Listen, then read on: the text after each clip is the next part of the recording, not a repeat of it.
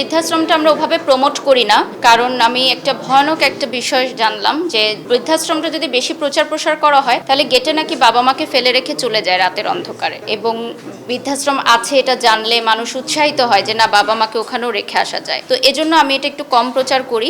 তারপরও আমি বিশ্বাস করি যে যাদের সন্তানরা থেকেও নেই তাদের পাশে হয়তো আমাদের মতো আর অনেকেই দাঁড়াবে। অনেক প্রবাসী ভাইরা বোনেরা আছে যারা ডোনেশন পাঠায়, চিকিৎসা খরচ পাঠায়, এবং নেক্সটে আমি শিশুদেরকে নিয়েও কাজ করবো ইনশাল্লাহ।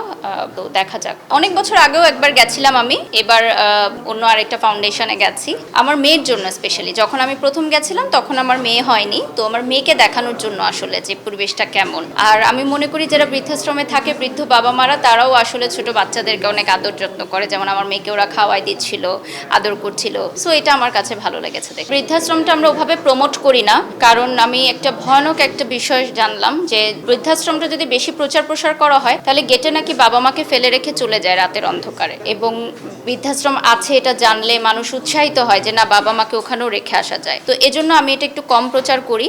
তারপরও আমি বিশ্বাস করি যে যাদের সন্তানরা থেকেও নেই তাদের পাশে হয়তো আমাদের মতো আর অনেকেই দাঁড়াবে। অনেক প্রবাসী ভাইরা বোনেরা আছে যারা ডোনেশন পাঠায়, চিকিৎসা খরচ পাঠায়, এবং নেক্সটে আমি শিশুদেরকে নিয়েও কাজ করবো ইনশাল্লাহ।